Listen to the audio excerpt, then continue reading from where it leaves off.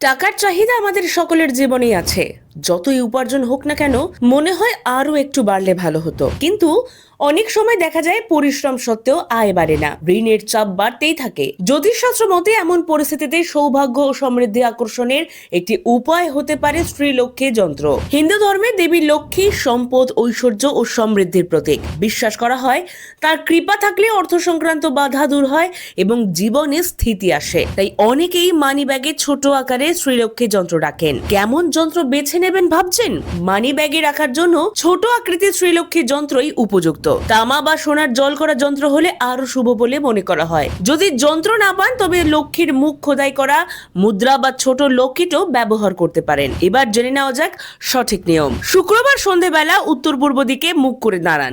ডান হাতের তালুর মাঝে যন্ত্রটি রেখে তার উপর এক ফোঁটা মধু বা কেশর দিন।